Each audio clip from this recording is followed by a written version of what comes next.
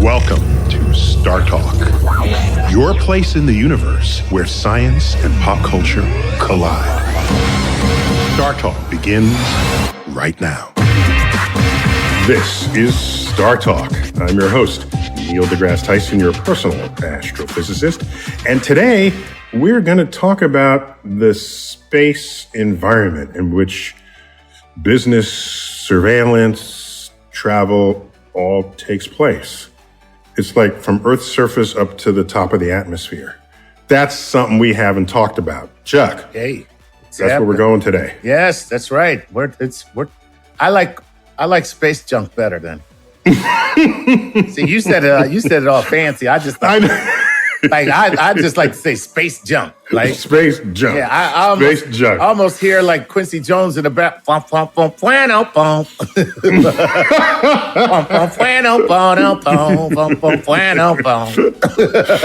Sanford and Son in space. Exactly. That'll be the next. That's right. Well, I've got one of the world's, if not the world's expert on this very subject right here with StarTalk. And his name is Moriba Jah. Moriba, welcome to StarTalk. Thank you so much. It's an honor and a pleasure to be here with all of you. Yeah, so you're an astrodynamicist and space environmentalist. That sounds like if no one knew what that was, you would have to invent it just because the world needs it, right? Is that a fair way to describe what you do? Yeah, absolutely. Yeah. That's, you know what though? I got to tell you, that means that there was a time when there wasn't where we didn't need you. So this is not a good thing that you exist because it's like social media manager.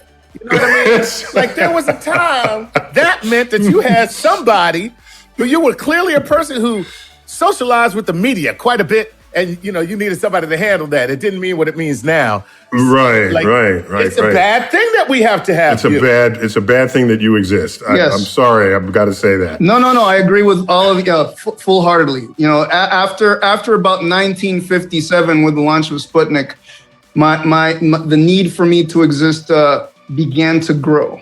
Right. So now Sputnik... Well, let me finish with the man's resume. Oh, I forgot. I'm sorry. I already know it's all in it. I'm ready to talk to him because he's got some fascinating stuff. I'm sorry. He's got some fascinating stuff. So he's a professor and researcher at UT Austin at the Cockrell School of Engineering. And so let me just give the list here because every one of these could be like an entire StarTalk. The non-gravitational astrodynamics. I love that. But I don't know what in the universe is moving without the influence of gravity. Advanced nonlinear multi-sensor object tracking. Sounds like the Pentagon needs you. Prediction and information fusion. What a space object detection. This man is like, okay, if we're going to have a space war, I want him on our side. Tell me about it. But on top of that, and we'll get to it in a later segment, but I want to put it up front right here. Eyes on the Sky mixed reality experience. That's not with the engineering department. What is that? Yeah, so interestingly enough, we have some faculty that are in the fine arts, and they've created something called Texas Immersive, and it's really trying to combine digital and physical experience for storytelling. Wow. Okay, so this would increase the impact of any kind of science that you do. Absolutely, yeah, 110%, because one of the things that I've seen is just going to talk to scientists, it's like the echo chamber and the self-licking ice cream cone, not so useful. So I need to be able to reach people, and the storytelling with mixed reality seems to be something that could really help. I love that. And the website is eyesonthesky.org. So that's good. So Chuck, I keep interrupting? No, I was just going to say, I just want to be a self-licking ice cream cone now. That sounds awesome. That just sounds like the happiest thing in the world. Yeah, but I think there's a limit, though. I think that's part of the problem here. Right. It's like the snake eating its tail. Yes, exactly. There's a point where that doesn't really work out for the snake or the tail. That's right. That's right. So we're actually going to turn this into a Cosmic Queries, where we've actually solicited questions from our fan base. Chuck, I think you have those questions, right? I hope so. Okay. Give me the other Chuck who does have them. All right. Where's the Chuck that has the question? But before we get there, while Chuck is finding his questions, Moribah, you wrote something recently, just towards the end of May, which seemed to me to be a kind of a self-reflection, autobiographical sort of memoir. It's an arc of life from your beginnings to where you are right now. And I just want to ask, what compelled you to write that? Because it is a highly unusual story. And between you and me, every interesting person I know and have ever met has had an unusual background. It wasn't just that linear go to college, go to graduate school, get the degree, and then boom. No, the most interesting people are the ones who've lived a little. And often that living involves stress, trauma, failures, as well as achievements. So what can you tell us about that? Yeah, look, I mean, I grew up in Venezuela, and I went to military school for high school, and a lot of trial and tribulation going through that. I enlisted in the U.S. military when I graduated, and I wanted to be a fighter pilot. Watched plenty of Top Gun when I was a teenager, so that was like my dream. I never thought that space would have a place for me, and yeah, basically as a security guard guarding nukes in Montana, that's when I started noticing dots going across the sky that disappeared in the middle of the sky, and I'm like, is it just me seeing this? Like, is this a UFO? Like, what is this, right? I was completely ignorant. And when I found... But just to be clear, It most definitely was a UFO because you didn't know what you were looking at. Exactly. Yeah. It was definitely UFO for me, right? And so... Definitely. For others, others, it would have been an IFO. That night, for you, it was a UFO. Okay. Absolutely. So basically, when I was able to figure out that these things were human-made objects reflecting sunlight and going through Earth's shadow, that really crystallized this curiosity for me to want to know more about that. And that's where I think my path towards astrodynamics and motion of stuff in space started. Chuck, you see what happens when you look up sometimes? See what happens? And now about you in Philadelphia, I don't know where you've been looking. When I looked up, what I saw was a ceiling. So not quite the same. By the way, you have to not only look up, you have to be curious about what you see. Right. That's exactly what Moribah was doing. Okay, so how were you American born in Venezuela, not Venezuelan? Yeah, otherwise, you couldn't just join the U.S. military. No, that's good for you to notice that. So I was born here in the U.S. in San Francisco, actually. My mom's from Haiti, my father from Sierra Leone. They got divorced when I was very young. My mom met this guy from Venezuela, so we moved to Venezuela when I was 7 years old. Wow, okay. And tell me about your life in terms of discipline, because to be a faculty member at a major university, specializing in the fields you do, requires discipline.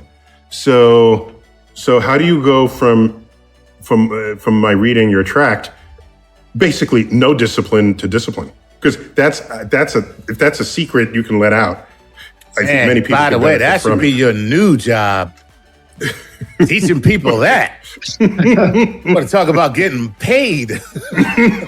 Nice. Yeah, absolutely. So look, I think when I was a teenager and kind of having some moments of self-reflection and going through some very low points in my life, and I think that I kind of discovered I want my life to serve a purpose for humanity, for other people. And I think the discipline came as a function of my inner commitment to that inner clarion call of thou shalt do something that's useful for humanity and don't let other people's opinion become your reality, sort of thing. I think that's where that came from. Okay, so... But that takes a level of maturity, particularly growing up, to even realize that. Yeah, I mean, having gone through military school, I think that was being forced to grow up faster than a regular teenager would have. And then doing 4 years in the military at a nuclear missile base in Montana, that was also something that instilled some hard knocks discipline into me as well. Yeah, if that doesn't, I don't know what will. Here's the nukes. Yeah. You're on watch. Right. Yeah. It's kind of hard to screw that up, and then you can't get out of it with my bad. Like, My bad. That doesn't work. Yeah. Eating a sandwich and you sit back on the control board and bam, you pop the button. Yeah, that's my bad for a lot of people. Yeah, exactly. Yeah, that's right. It's everybody's bad. Yeah, everybody's bad. So before we get to our Q&A, could you give us all some sense of the magnitude of the problem of space junk right now? Yeah. So in 1957, we launched Sputnik, one satellite that didn't live in orbit too long. But since 1957, we've been launching hundreds, thousands of things, and it turns out that now we track almost 30,000 individual objects in orbit around the Earth, ranging in size from cell phone all the way to the space station. These things are in different orbital highways going at very fast speeds, as you know. And so when two things meet at the same place at the same time and the speeds are quite different, bad things happen and they become smaller pieces, and those collisions generate more garbage and that sort of thing. So, and we don't have any sort of space traffic rules, protocols, practices that people say, hey, yeah, if I'm going to head towards you and you're headed towards me, we'll both turn left or do this, or there are no rules of thumb, in Earth orbit, which makes things a little bit worse. Well, you mentioned things smaller, the size of a cell phone, but you don't mean actual cell phones are in space, do you? Well, yeah. So to the best of my knowledge, we don't have actual cell phones in Earth orbit, but it wouldn't be a surprise to me if an astronaut went on a spacewalk and decided to pop this thing out, and they left it like they've left wrenches and these sorts of things, and people just don't talk about it, sort of stuff that fell out of people's pockets. Exactly. That's right. It also wouldn't surprise me if somebody has my carrier, which I won't disparage publicly, but they actually were just trying to get some service. And that's how far they had to go to try and get a damn signal. Can you hear me now? I think that's what they needed to do for the commercial, man, is actually like go up to the space station and see how well that worked. Actually, that's a good advertisement. I'll buy that. Right? I mean? That's the carrier I'm going with. Well, so I love your expertise. Let's see how our fan base, where they come from with regard to your expertise and their curiosity. So, Chuck, what do you have? All right. For Dr. Morbaja, we have questions that come from our Patreon patrons, which is how we solicit our questions now. It used to be that we gleaned them from the various iterations that we find ourselves on the internet, but now, if you want, you just support us on patreon.com and then we'll read your question. Here's the deal. All right. Jeff Johnson of Salt Lake City, Utah says, Dr. Jha, can you please give us some insight into China's recent space station snafu?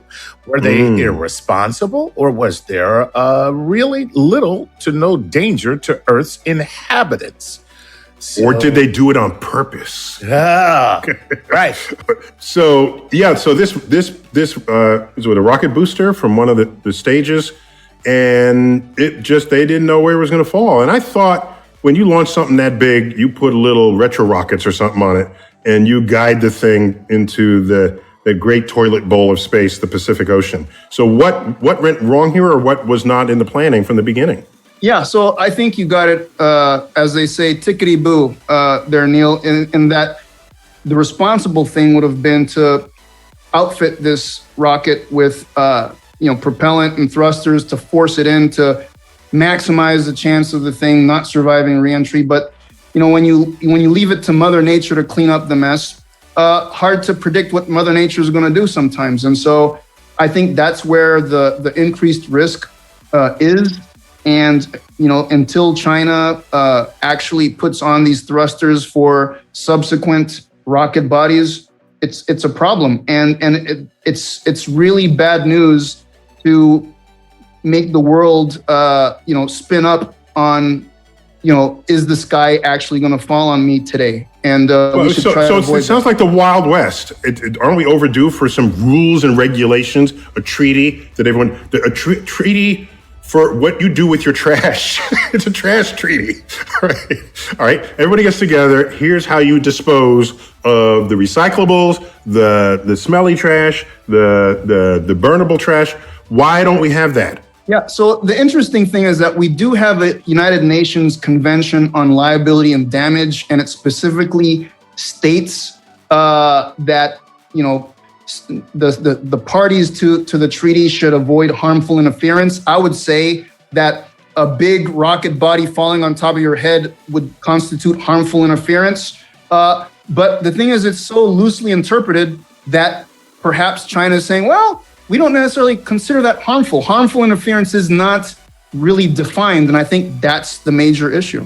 So from a sheerly litigious standpoint, they were not irresponsible. Is that a word? Is that a word, Chuck? Sheerly? I don't know. It is now. Sheerly? No, from a sheer litigious standpoint. Of, like, or pertaining to sheer. Yes, sheerly. Okay, fine. Right, there you go. So they are, I told you it's a word now. In the Chuck dictionary. I love it. Look, let me tell you something. There's 3 dictionaries, all right? You got Webster's, you got Oxford, and you got Chuck. So, there you go. So if you are looking technically by the law, they're not irresponsible. But then if you wanted to attach morals to this, then yes, they would be irresponsible. Yeah, absolutely. Right. And I think, most of the world agrees that this is not behavior that they want to see carried forward. And they should do something responsible about it. Just like Neil said, finding a way to purposefully deorbit this thing so that at least there's some intent with how the thing might re-enter and hopefully, burn up. So, all right, that begs the next question. Is it from Patreon or is it from you? No, it's from me. I told you, you want to ask a question, you better join Patreon. I just joined while we were here. Okay, all right. I wouldn't know. All right, go. Has the United States ever done this? All right, we will get to that after the break. All right, yeah. So it's one thing to point your finger if he who is without sin cast the first stone. We will get back to that when StarTalk returns. Space Junk. Be there.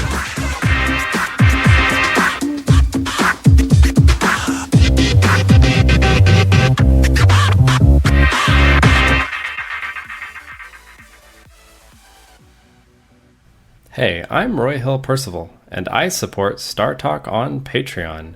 Bringing the universe down to Earth, this is StarTalk with Neil deGrasse Tyson.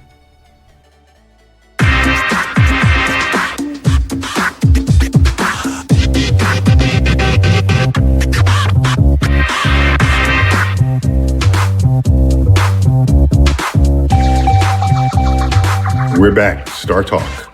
Got special guest Moribba Jah, who's a professor of, was it astrodynamics? Did I get that right? Yeah, absolutely. Astrodynamics, I love it. At the University of Texas at Austin, and is in their School of Engineering. And I have Chuck. No, before the break, Chuck asked a great question. And even though he's not on Patreon, I'll let him ask this question. It was, here we are pointing our fingers at China for dropping one of their boosters, who knows where, right? Well, we know where, but they didn't know where until it hit. So are we without guilt in this game of lost boosters? No, we're not. In fact, I would say in low Earth orbit, where you can think of low Earth orbit going from about, roughly 100 kilometer altitude to about 1,200 kilometer altitude, there's probably about 2,000 dead rocket bodies, derelict rocket bodies. Of the 2,000, probably about 1,300 belong to Russia, launched from the Soviet Union era and all that stuff. Wow, still there. Yeah, still there. And out of the remaining 700, I'm thinking that somewhere about 350 of those are Chinese, and the rest are American. So the U.S. has quite a few 100 dead rocket bodies that are kind of like ticking time bombs, and none of them will have a controlled reentry. Exactly. That's what you're telling us. That's what I'm telling you. Oh. Okay, so of all the non-controlled reentries going forward, based on your statistics, half will be old Russia, half that remains is China, and then what remains is going to be us. So so watch that space. Plus Skylab, we didn't have that. Seems like enough people went in and out of Skylab, we should have known where that would have fallen, and we didn't at the time. I was alive and around and ready for that. And I remembered Baskin Robbins, the ice cream store, said, if you get hit with a Skylab part, you will get an ice cream cone that has every one of their flavors stacked on top of it. Wow, what a prize, right? What a price for being dead. Yes. Yeah. So tell me, what happened with Skylab, America's first Skylab laboratory? Yeah, I mean, as you said, that thing re-entered, and people were pretty freaked out about that. I remember the Mir space station. That's the one that I remember was Mir, and even that was a very scary experience. It's the Russian space station. All right, so we are not without guilt. So we just have to. It'd be nicer if we weren't pretend we were high and mighty, as we point out. Well, that kind of brings up that brings further to bear the point that you made about having international rules, actual rules. Then everybody would have to follow them, Yeah. Chuck, give me some more questions. All right, here we go. This is Robert Weaver, and he says, hey, would it be possible to use the Lagrange point to make a giant pile of space debris? Seems like that would be easier than bringing it all back to Earth and much more ethical than just flinging it out into space. Also, in the future, we could use it like an auto junkyard. And when we want components or metals or stuff like that, we could just go to that to build in space instead of recycling. Oh, wow. So more, but tell us first about Lagrange points. Yeah, so basically these are points in a three-body system where you have some stable and some unstable points, places where this gravitational influence in that system is, let's say, kind of null. Things cancel each other out. But yeah, out of the five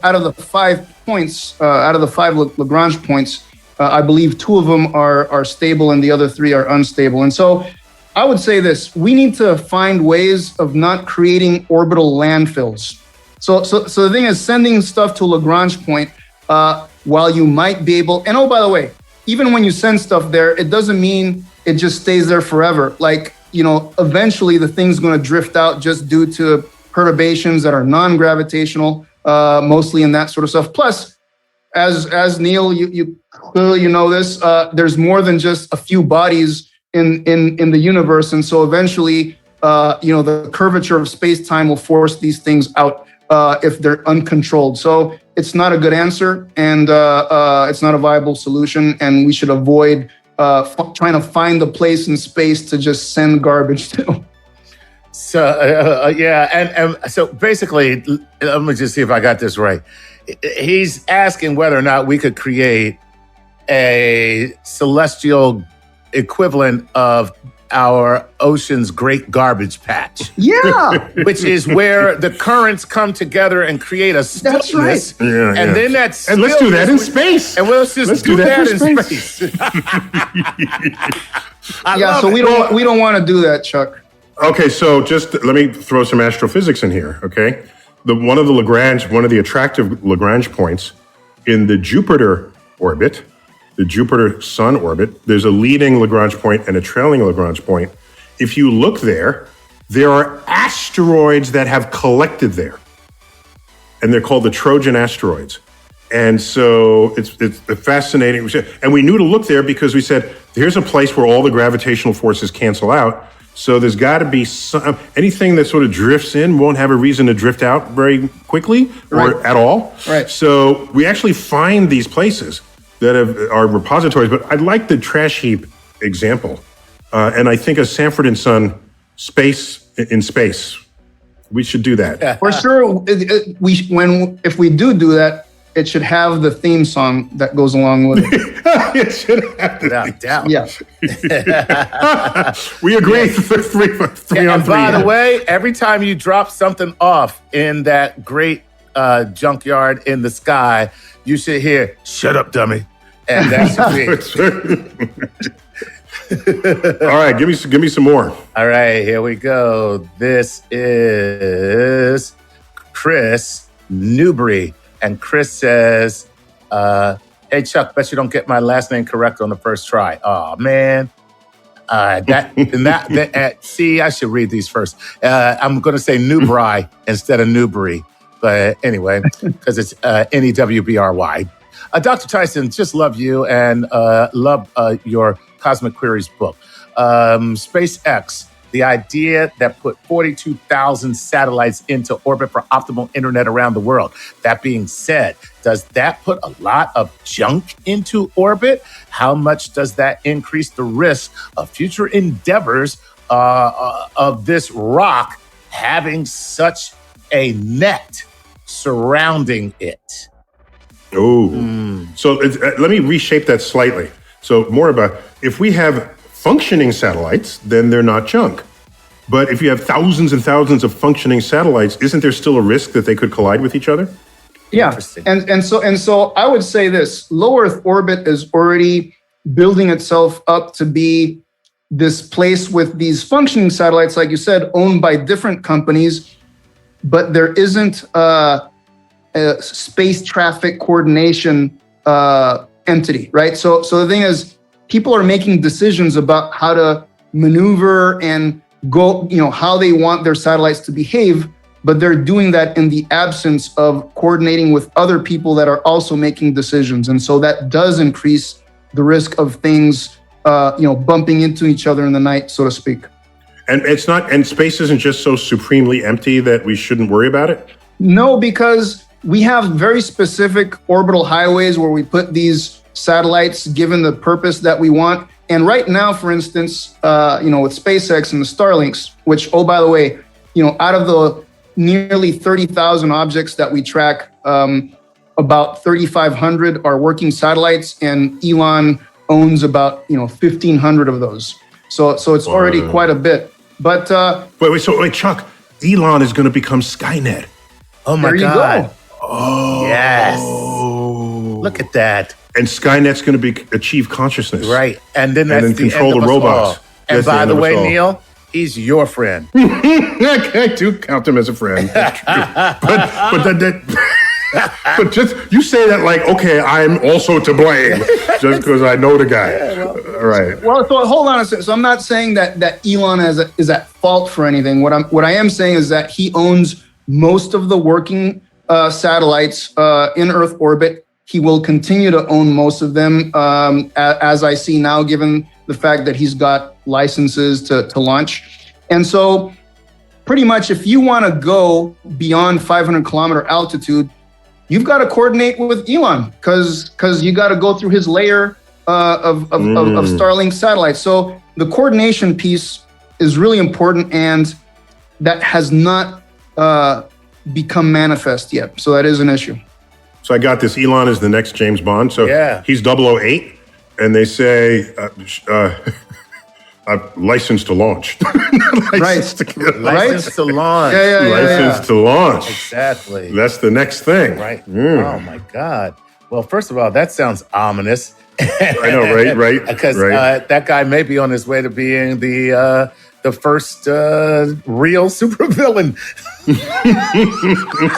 And you heard how quickly Moribund backpedaled on pulling out his name. No, let me say something nice about him before you go to the next topic. I didn't mean he's bad. No, he's good. There's nothing wrong with Elon. Yeah, we all know that Jeff Bezos is really the bad one. Yeah. He's the villain. Yeah, Plus, he's bald like You know what? Lex Luthor. He actually does make for the perfect. Lex Luthor. Yeah, he's going to be the world's first trillionaire, probably, because he'll be the one that will land on an asteroid and mine it for all of his present. Mhm. Yeah. Right. All right, cool. Let's go to Keeping going. Avnish Joshi. And Avnish says this: Hi, Dr. Tyson, Mr. Nice, and Dr. Ja.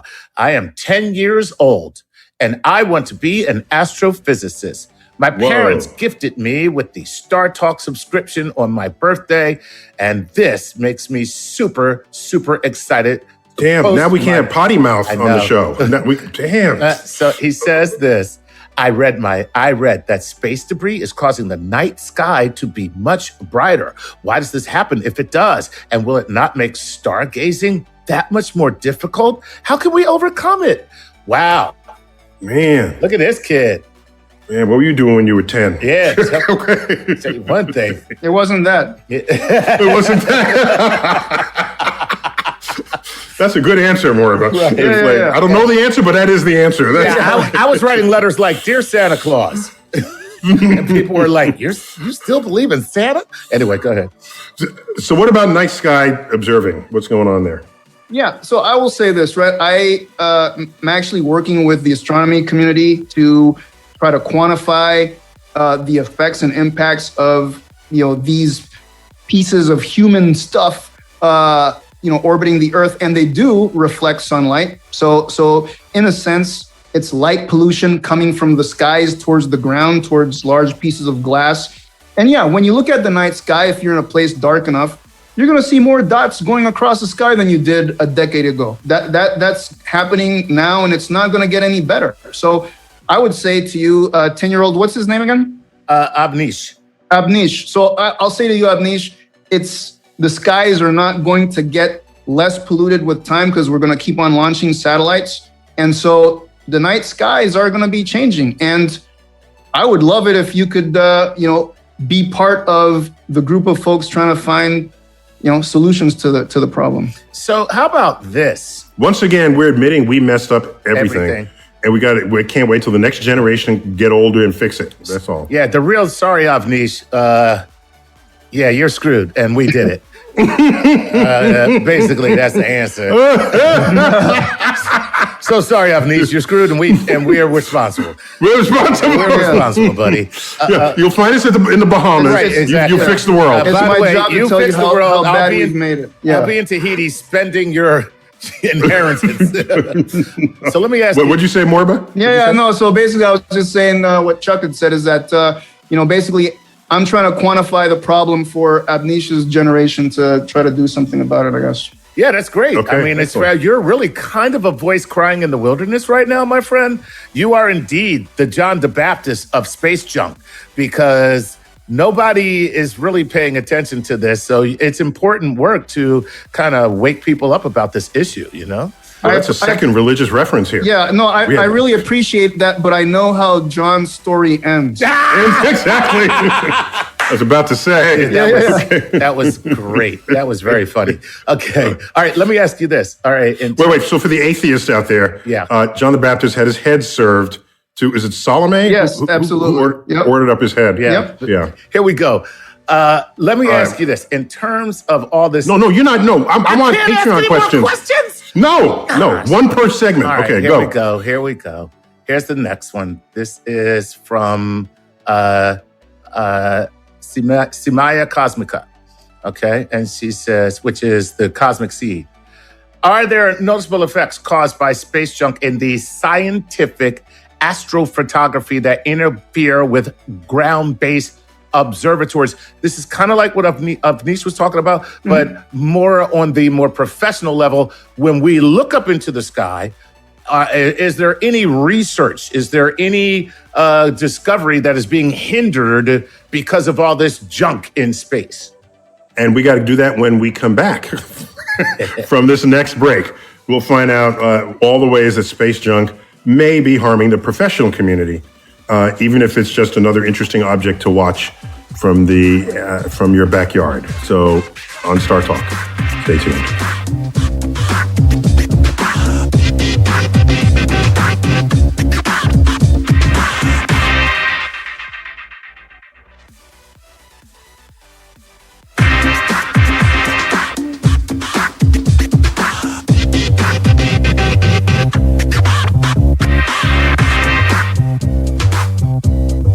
We're back, StarTalk, and we're talking about space debris, space junk, and it's the cosmic queries. Just trying to find out what's going on and how and why.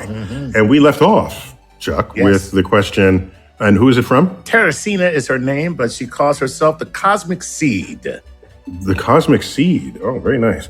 So I know at least this much, Morba, that these satellites that reflect sunlight, and you can see them streaking across the sky, that's primarily in twilight, when you're deep in twilight. But once all of the sky above you is Earth's shadow in space, then the satellites above you don't see sunlight, and so they don't reflect. So can you think of another cost to night sky observing if you can't otherwise see them because they're deep in Earth's shadow? Yeah, absolutely. So these objects in space, they're getting heated up by the solar radiation, and also thermal radiation from the Earth, if they're sufficiently low, gets to where the satellites are as well. And so when these things go in a shadow, they're radiating heat. And so from an infrared wavelengths. Very important band that we use in modern astrophysics, because not everything just gives visible light. So we want to be sensitive to infrared. Okay, go on. Yeah, so that's where these things are now emitters of infrared radiation that then pollutes the folks that are doing IR imaging from astronomy observatories. That is first fascinating, but just something you really wouldn't think about, because we tend to think about everything in terms of visible light, which is... Well, Geordi on Star Trek would have seen it right away, right? Yeah, he would have. Because he's got full spectrum vision. Yes. Right. Exactly. Right. Wow, that is so cool. All right, so now there's another segment. Give me and this is a segment. You're allowed one now question per segment. Ask the question. Okay. Okay. All right. So one of the reasons why we have all this stuff in space is because they forget just the replenishment of outdated equipment, like some new satellites. They're doing something for us, like so GPS or geosynchronous, like they're all doing some communications, weather, they're all doing something for us. Would it help if there were like a giant relay station? So you wouldn't put your satellite up into space, you would connect to that satellite relay station that would serve as your satellite here on Earth. So a geosynchronous relay, satellite hub. A satellite hub. Thank you, Neil. So a geosynchronous satellite hub that would allow you to, through like lasers, to connect anywhere on Earth. So this satellite hub is all connected, and then on Earth, you would connect to that satellite hub instead of throwing a piece of equipment in the sky. I'm making this up as an idea that I just want to know, could that work? And Chuck, I'm going to tell you once, I tell you 1,000 times, stay off the drugs, okay? That's just a line from Coming to America, actually. But go on. Yeah. So Morba, what do you think of that concept? Here's everybody doing independent things. Well, maybe a lot of people want to do the same thing. Right. So I want to say that there's merit to your idea, Chuck. Absolutely. Oh, man, that was the best blow-off I've received in a long time. He didn't even have to finish. He went with, there's merit to your idea. In other words, that is the dumbest crap I've ever heard. Would you let the man be polite? Okay. Be polite on the show. Okay? No, so look, I think it's a great idea if you could get enough people to buy into it, right? But the thing is, nobody's been able to kind of assemble this sort of consortium mentality behind doing something like that. Everybody wants to, they have their own investors, they want to do their own thing, they want sovereignty, full independence, yada, yada, yada. So people have thought about doing this for Mars, actually. A Mars relay. A Mars relay. Like you said. So, oh my God, now you just opened up a whole new perspective on space junk for me just now, which is, it is emblematic of our greater problematic disposition here on Earth, which is... Wait. It's emblematic of our problematic... Yes. Disposition. Which is... You had a sentence with those 3 words in it. What's wrong with that? Emblematic of a problematic disposition. Yes. Okay. Is that... All right. I'm just trying to follow you here. Huh? Okay. Yeah. I'm picking up what you're putting down. Yeah. Okay, go on. I mean, here's the deal. The deal is this. we don't really cooperate. I mean, scientists do, but other than that, let's be for real.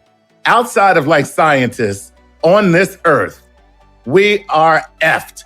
Nobody gets together and says, "Hey guys, do you want to do this?" Or "Hey So guys." there are 4 things. Just to be clear, there are 4 things. There's science. Okay. The Olympics. All right. The World Cup. Okay. And the waging of war. These are the only things that nations coordinate for. I'm going to eliminate one of those, Neil, for I think obvious reasons. But I'm just saying. But you know what I'm saying? Like, that's so weird. Like, this problem in the sky, from what you just, said to us, is the fact that we're not together. We can't get together. Yep. Well, we did it with the space station. Space station, except we kicked China out of it and then they made their own damn space station. Exactly. Right? Putting more junk in the sky. Well, space station is not really junk, though. Okay. Wow. It's the size of a football field. Yeah, that's really cool, man. All right, here we go. All right, you got your damn question. Now let's go back to Patreon. All right, this is Teresina Rojas again, who says this, because I like her questions. Is there a plan underway to remove this doggone space junk orbiting Earth? If so, I imagine it must be really expensive. Or is there a way to put together a plan so that someone could yield a great profit? So she's tapping into the real deal, which is, how do we make money off of the space junk? Because once you start doing that, everybody will race to remove space junk. Yeah, that's how you motivate people. So yeah, any plans? Yes. More about it? Because it sounds pretty hopeless. Well, so in order to like monetize the whole space garbage cleaning thing, a couple of things have to happen first. For one, I think we need sustainability metrics, like being able to say, look, here's this orbit highway. This is the carrying capacity for the orbit. It's saturated or it's going to be exceeded. And so in order to get capacity back, we need to remove some stuff, right? And then we could actually hire somebody, just like tow truck. Maybe when you see a piece of some car on the side of the freeway, you can't just go into it and pull it off the road, right? We have tow trucks that come by and do that, and so we could have the equivalent, orbital tow truck company that gets paid to provide capacity back to an orbit. But without that metric, it doesn't make a whole lot of sense, because there's no rhyme or reason. Like, what's the benefit of removing this object versus that one, right? So I got it. You create a space tax, Right. and that tax supports the cleanup, to the beautification of the highways. Booyah. Right? And that way, every launch, there's a little bit of money there that'll help get your ass back out of orbit in case you go dead. Yeah. How about drones? Is there any way that we would be able to dispatch drones that would attach themselves to whatever? I know these things are moving at incredibly fast speeds, but that would be able to safely deorbit them. So the drone and whatever it is together, the drone would just drag it down to a place where... Well, normally drones have propeller blades, which require No, these are jet-powered drones. Jet-powered drones. Yeah, no. Jetpack drones. Jetpack drones, yeah. They wouldn't be, but Okay. and they would only fire. They would be dispatched, but they would only fire to drag the piece back down to where the gravity would then take over. I got it. Mm-hmm. What about something like that?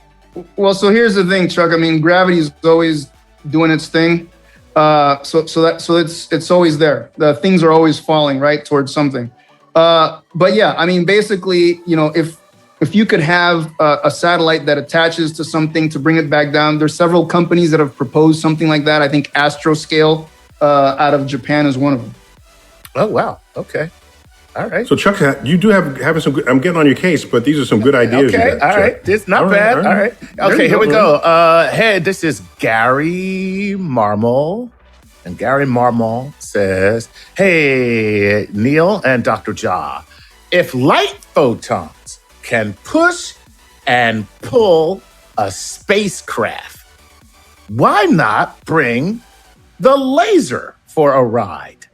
So he's looking at like solar sails. Why can't we do something like a solar sail on the pieces that are floating up there as junk? Wow. So you have an orbiting laser that you aim and knock satellites back down in a controlled way for them to re-enter and burn up. And the coolest thing about it is when the laser fires, it goes pew, pew. The space laser. Nice. All right, we have the sound effects already here. You heard it on StarTalk. Yeah. No, so look, certainly there are a couple of groups of people that are trying to do something like that from the ground as kind of like a risk reduction, a demonstration of the ability of lasers to effectively remove some objects from orbit. People in Australia and Canberra are doing that. Some folks in Germany, Stuttgart and that sort of thing. So people are already looking at applying these lasers, at least from the ground, to test that out. But yeah, here's the problem, Chuck, is that when you put the laser in space to do that, people from a space security perspective start having concerns because a threat is something that has the opportunity, capability, and intent to cause harm. And so with a laser, you clearly have an opportunity, capability to harm something.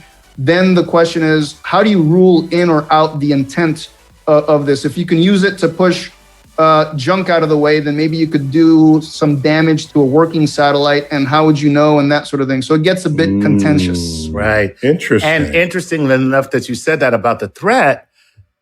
Who's to say that you won't use it to push my working satellite and disrupt my communications? Yeah. Right. Or maybe you did have good intent and then someone else takes control that you don't have control over. Right. So it's like someone steals your gun and then they commit a crime, but it was your gun. Right. So. Interesting. Oh, man. This is really this is quite the perplexing little problem that you have. Because it's the Wild West. It's the Wild West, except it's space. It really is. That's right. Oh my God. Okay. All right. Well, let's. It's Cowboys versus Aliens. Right. Cowboys versus Aliens. I saw that movie. So did I. I didn't quite know what to make of it, but yeah, I didn't really like it that much. But except for the scenes where the aliens were doing probing the humans, that was cool. No, the weird thing is they were mining Earth for natural resources. Way easier to mine an asteroid. Okay. Right. Why would you come all the way here?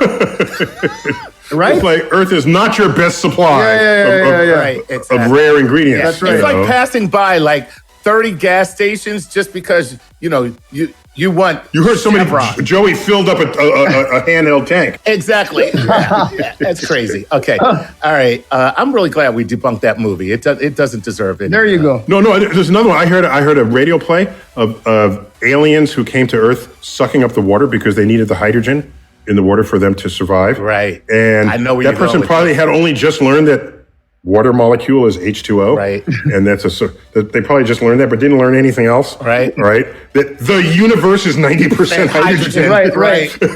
Yeah. Right. Exactly. You don't have to. Yeah. Let me find an expensive way to get the hydrogen, right? Exactly. That's so funny. Yeah. It'd be like creating a big giant tank that allows you to breathe air. Right here on the surface. Right. Absolutely. All right, here we go.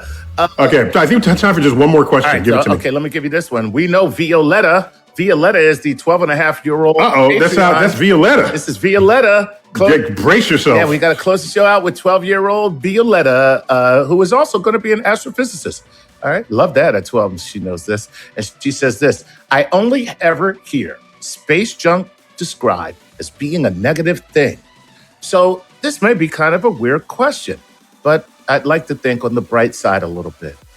Is there any possible upside to this space junk?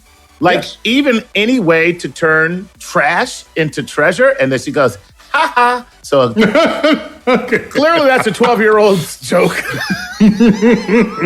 Okay. But go ahead. All right, Moriba, what do you have? Yeah, okay. So to Violetta, this is very, very good question. In fact, one of the things that I've been proposing to NASA and other people is let's use the space garbage as a sensor. And what I mean by that is this, right?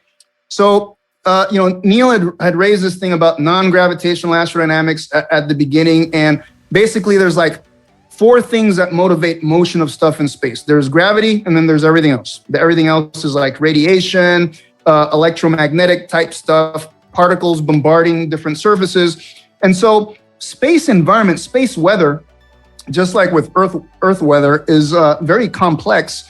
But the thing is, just like we can tell how global circulation of water behaves based on following where the junk goes, like Chuck had brought up earlier, we could understand what the space weather is doing by following how it influences where the junk goes. And so we could actually try to solve the inverse problem of, given the behavior of the junk, what's our interpretation of the space weather, and use that for space weather science.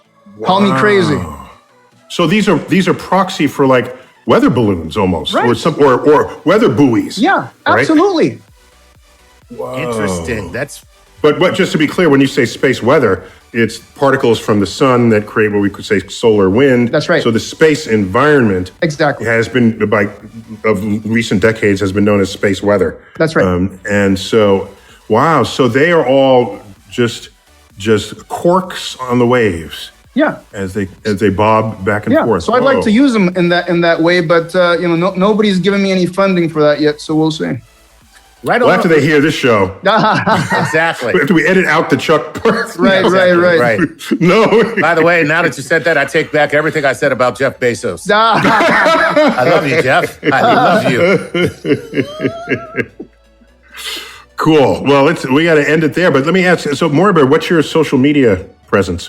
Yeah. So basically, if you go to like flow.page /Morba, you'll find all my stuff there. I'm on Instagram, Twitter, Morba Jaw, and also on Facebook and everywhere else. And so I'm easy to find. Okay, Morba Jaw, Moriba. Yes. Pronounced as it's spelled as it's pronounced, and Jaw, Jah. All right, and Chuck, you on social media? Yes, sir. At Chuck Nice Comic. There you go. And I do. I don't officially follow you. I have you on a list. So, oh wow, or maybe I do follow you. Wait, oh well, you better start. I track you. I don't know if I officially follow you, but I do track you. How do you not follow me? This is so disappointing on so many levels. My God, I've never been more into. Okay, I'm so tonight into. I will follow you. Thank you. All right, Chuck. I think I already do follow you though. I follow Pee Wee Herman. And not me? Are you kidding me? Nice. Yowza. Maybe Thank you. I'll get on a bar and I'll dance in some big shoes. Maybe that will change your mind. There you go. All right, we got to call it quits there. More, but thanks for this. As more things fall out of the sky, can we think of you? Yeah, absolutely. So here's what I want people to do, right? I want people to go to eyesonthesky.org, check it out, see what we're doing, make a contribution if you're so inclined, and let's keep the love on being environmentalists for the sky alive and well. Because you can't love what you don't know. Exactly. Or you can't love it as deeply as you ever knew you could until you have some kind of emotional, psychological relationship with the cause. So it's all good, and continued success down there in Austin. Thank you so much. All right. So I'm Neil deGrasse Tyson, your personal astrophysicist. As always, bidding you keep working out.